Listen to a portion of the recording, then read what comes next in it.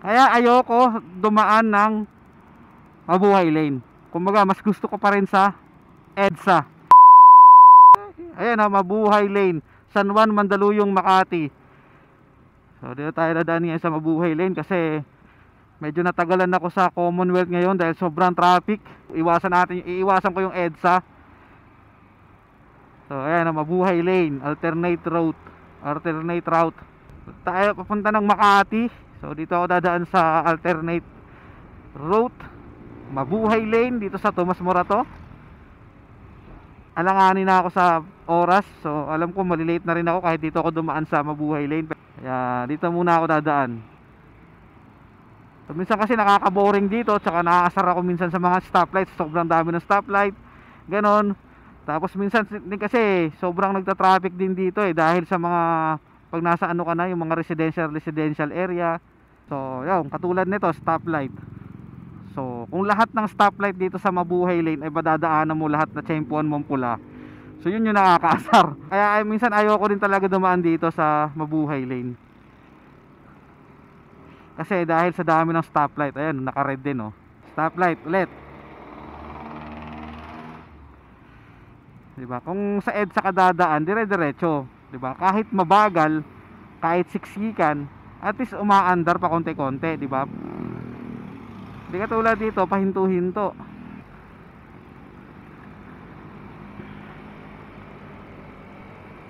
Number 1 sa EDSA, alam mo ng traffic, expect mo na traffic dyan araw-araw, di ba?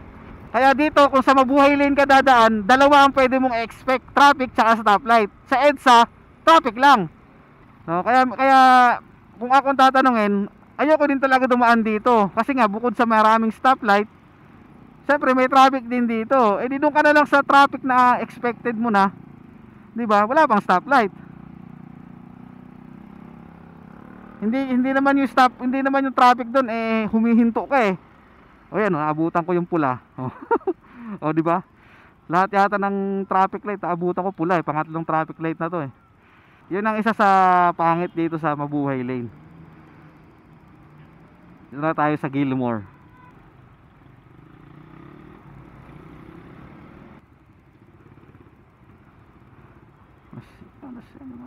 So ayan, tumapak ako ng bike lane dito.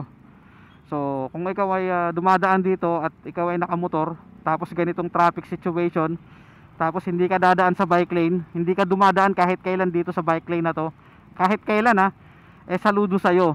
So sana bigyan ka ng reward sa pagiging masunurin mo sa batas trapiko kahit kailan hindi ka lumabag sa batas trapiko dito sa part na to ng Mabuhay Lane. Diba? Aw, ay, aw. Ayan Mabuhay Lane, San Juan, Mandaluyong, Makati, Pasay. Anong lugar ba to? Kalimutan ko. So yan, madaan ako sa bike lane dito, so sorry. Jose Vera. So di sa Mabuhay Lane po ako dumaan ngayon. So sinabi ko naman to nakaraan na hanggat maaari hindi ako dumadaan sa bike lane at hanggat maaari iniiwasan ko. So kaysa naman doon ako dumaan sa kaliwa, counterflow, di ba? So wala naman akong pagsisiksikan dito sa 2 lanes na to kasi ayan masikip. Baka sabihin nyo na naman, bakit hindi ka pumila sa linya ng mga kotse, luminya ka sa kotse. O di saludo sa'yo. Saan ako lilinya sa kotse pag kotse na yung dala ko? Okay? So di ba? Ayan nakahinto na agad.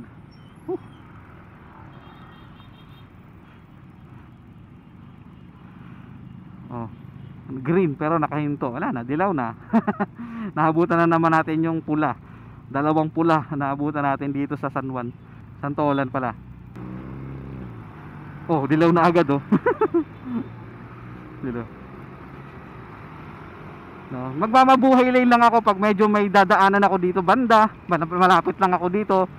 Tapos kumbaga on the way ko, papunta ako Makati, tapos meron akong dadaanan dito banda. Kaya dito ako dumadaan sa Green Hills, San Juan. Tapos ano pa, ito may ine-expect pa ditong traffic banda dito. Yung mga school, pag mga bandang umaga ka dumaan dito, expect mo yung traffic dito kasi yung mga papasok ng school dito sa Mandaluyong. Mandaluyong, San Juan.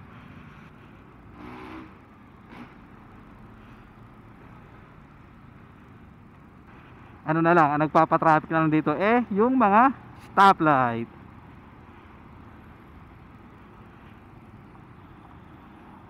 Boom.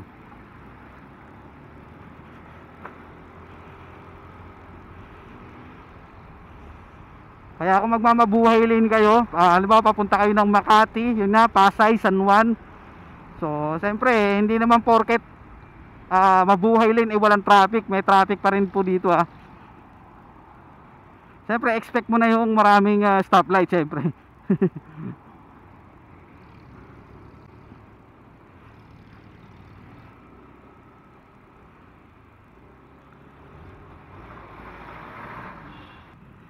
It is so good, it is so possible. Better be stand, but I fight to be for God.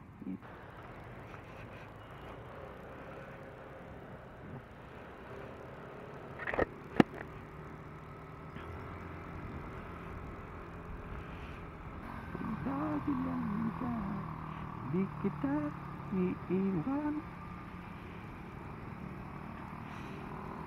So, dito tayo sa ano ngayon, Wilson Street.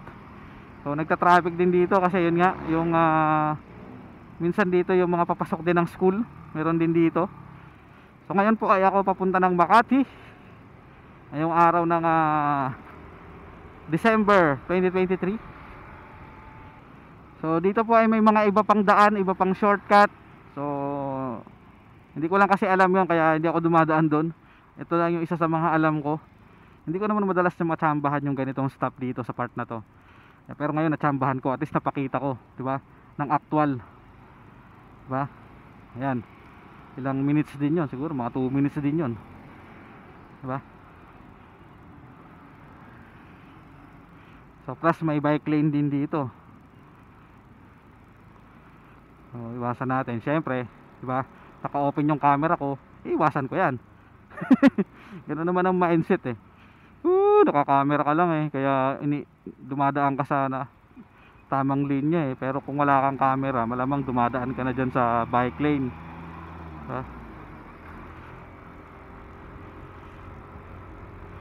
Stoplight na naman. So napakita lang, kaya ako na dumaan dito para lang ipakita ng actual yung tunay na sitwasyon, actual na sitwasyon ng daloy ng traffic pag dito ka naman dumaan sa Mabuhay Lane alternate route, Mandaluyong City, Makati City, Pasay City. O yan, alas 8 na, late na ako. So dito tayo sa Mabuhay Lane. Ayan, tayo dadaan. So ako po ay papunta ng Makati.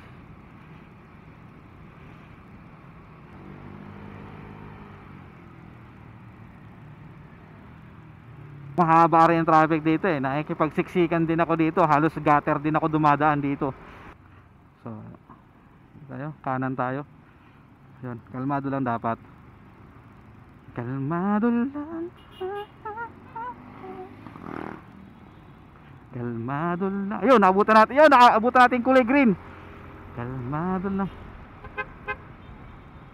Ay, yun dilaw. Putik, bitin.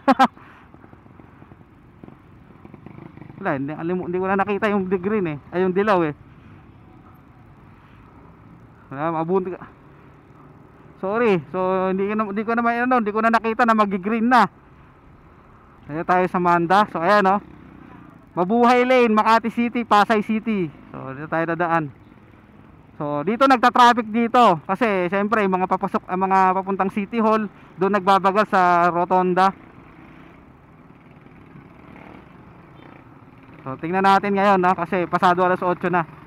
Ito ang aking gitnang daliri sa lubong sa kada sambit ng aking pangalan kaysa akin pagbigyan. Mas pinili ko maging kalmado.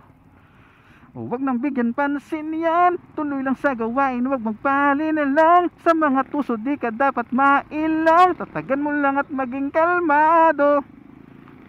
baliwala, mga tira ng palengkerong aligaga. Di ako interesado sa market yung pantalipapa, daminada lang ginawa kundi manghila pa ibaba, parisukat na ang nara para sa inyong parihaba. Sadyang maingay yung mga nakatali na aso, lalo na pag hindi pinapakain ng amo, nang gagalaiti yung mga feeling mas gago, samantalang ako'y nananatiling kalmado, galit-galitan sa opinion ko't pakiramdam. Di ako mainit, di man lang ako lumigamgam. Bakit ako magagalit ka sa mas masakit kasi kalaban nyo walang pakialam. Alam kong gusto nyo lang naman magka-views kayo, di magpapaaning sa mga kabubuhan nyo, kasi mas matagal kang darating sa paroroonan mo kung babatuhin mo lahat ng aso na kakahol sa'yo.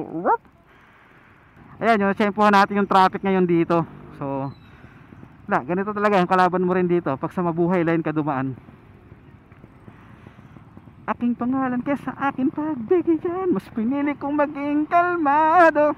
Ayan, papunta to ng City Hall, Rotonda. So traffic, so natsempuhan din natin yung traffic dito. At least napakita natin ng actual, no, kung bakit ako ayaw ko dumaan dito sa Mabuhay Lane.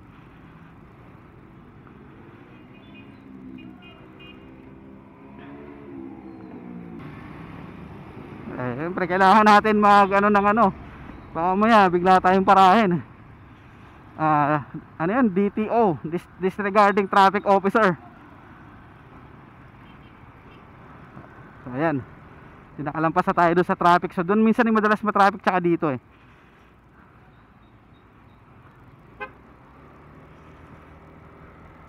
So hindi masyado matraffic dito, so okay. Pero wala na, late na rin ako. Pasado alas 8 na.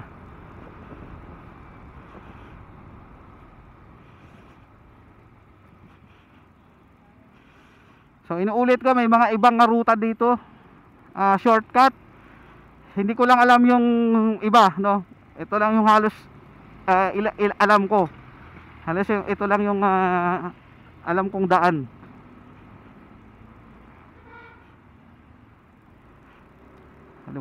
Kanan tayo dito. So wala na, hindi na masyado rito, kasi dito maraming pasahero dito mga papasok. Ayan, katulad niya, no. Marami pa rin pala.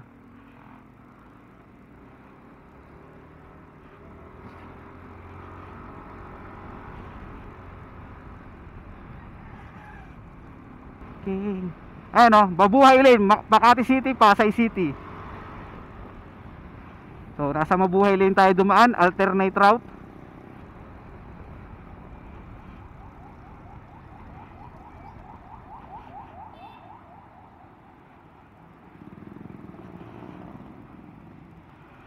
Mabuhay Lane, Makati City, Pasay City.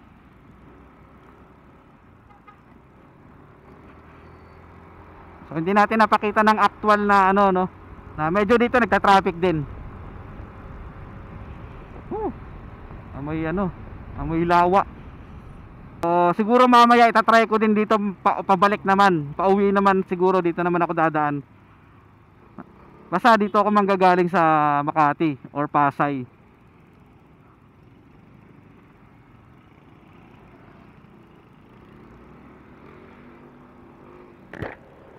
Pero ba?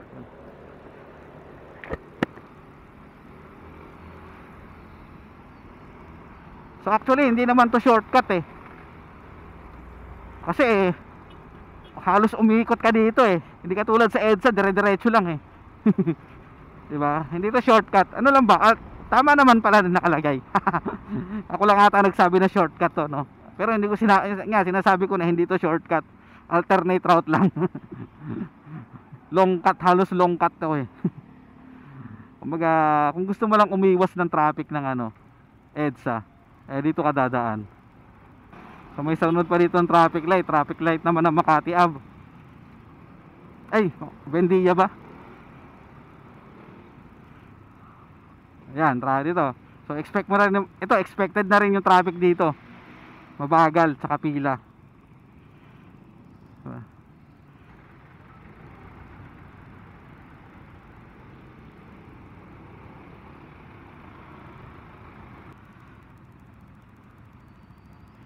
Katulad dito, ganito na dito. Normal na to dito.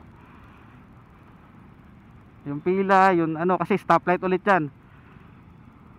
Ilang stoplight pa? Isa, dalawa, tatlo, apat na stoplight pa dadaanan ko dito sa Makati bago ako makarating sa destination ko. Kaya ako personally ayoko dumaan, hanggat maaari ayoko na talaga dumaan dito sa Mabuhay Lane. Ayun, nakago, buti nakago. Kahit pula nakago eh. So yun, nakalampas tayo Makati Ave. Tapos sa Paseo stoplight. Pangatlong stoplight ng Makati.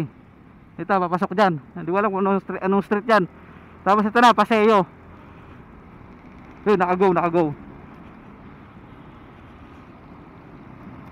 Nang iyong mga mata. Bilis. Ah, dilaw. Ayun na, abutan ko na naman yung dilaw.